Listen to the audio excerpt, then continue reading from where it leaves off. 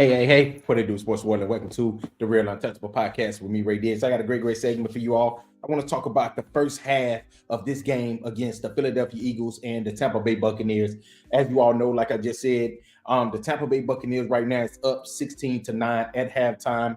And I want to explain to you all why I feel that this Philadelphia Eagles team, is down at halftime. Basically, it's been a terrible first half.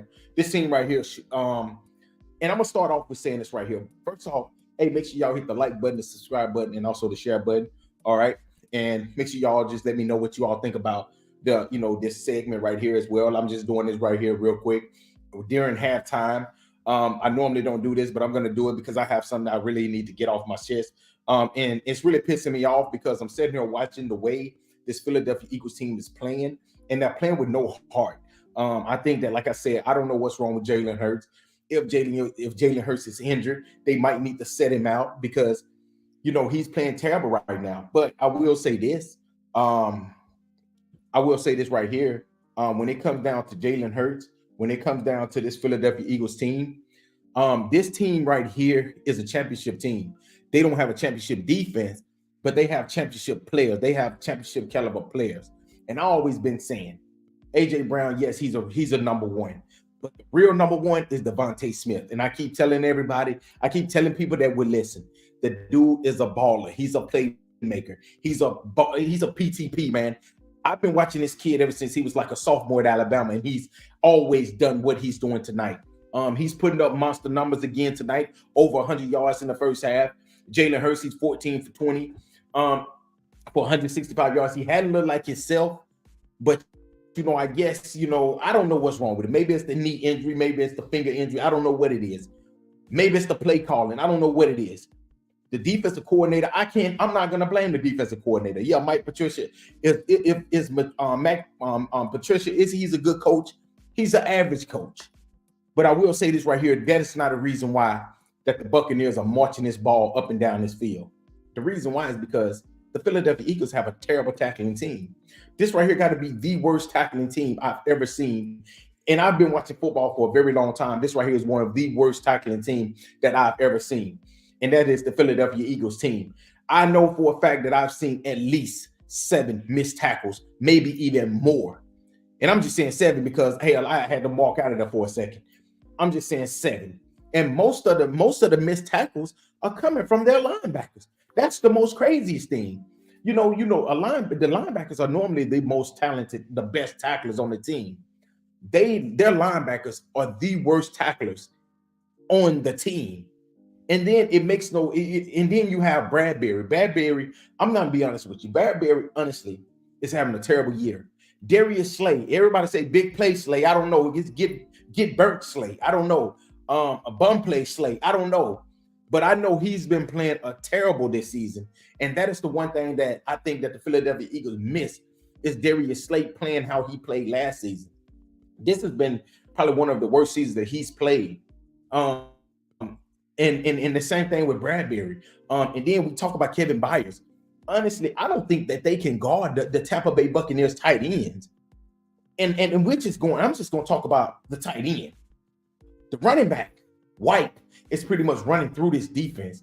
Like, I don't know what's wrong with this defensive line, but this right here used to be one of the most talented defensive line in the NFL. And I don't know, maybe it's the defensive coordinator change. Maybe they wasn't as good as I thought they was. But this defensive line has been playing terrible the last 5, 6, 7 games. Now I'm going to get to the secondary. Now I want to talk about the secondary a little bit more. Kevin Byers. I honestly don't think that this secondary can stop Tampa Bay. Mike Evans has dropped 2 big plays. If you put those 2 and everything else, honestly, this game probably will be even. It probably be even worse than what it is right now. It's 16-9 right now. Probably will be at least 23-9. Now, will the Philadelphia Eagles come back? They have a chance to come back. They've played. You can't play any worse than what they played, and they're only down by 7 points. I said it. I don't know why they went for 2. I would have went for the extra point and made it 16-9, 16-10. But like I said, with these new coaches, they always go by analytics. The analytics says you need to go for 2. And that's the reason why so many of them analytics coaches never win the Super Bowl. But if this team can come out here, like I said, these dudes ran the ball in the first half 5 times and they had 17 yards. Devontae Smith, like I said, he had 4 catches, 111 yards. I always tell y'all, he is the real number 1 wide receiver. Yes, AJ Brown is a star, but that dude here is a real number 1 receiver. And I kept saying, why don't they throw the ball to Julio Jones? They finally did, and then he get knocked out the game. But in the end, when you look at this team, like I said, they have 2 sacks. But I want to talk about Tampa Bay a little bit as well. David Moore and Cade Alden. These 2 dudes right here are really playing a hell of a game. They are playing a really, really good. To be honest, Tampa Bay is playing the perfect game. They had the perfect game plan against this Philadelphia Eagles team.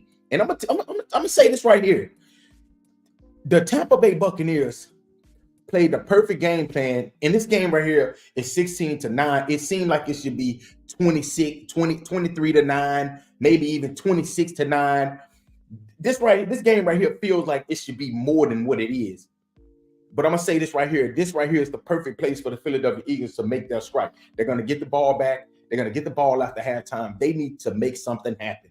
Baker Mayfield, I gotta say this right here. Y'all know I'm a big Baker Mayfield critic, but Baker Mayfield is playing a hell of a game right now. And I'm gonna give the man his respect. I'm gonna give respect where respect is due.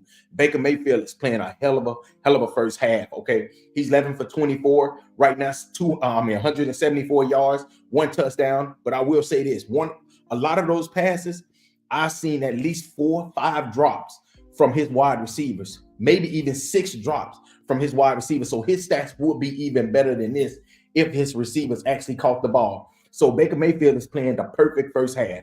Now, the second half, I think that Tampa Bay need to do exactly what they're doing and keep making it very uncomfortable for Jalen Hurts. And you see who Jalen Hurts want to get the ball to. He only really have one target. He throw it more to Dallas Goedert, but he knows that his one playmaker is Devontae Smith. So what do, Tampa Bay? You take Devontae Smith away. You put a double coverage over. You put a safety over the top and double team him. You do not let him beat you. Now, for the Philadelphia Eagles, this is what the Eagles should do.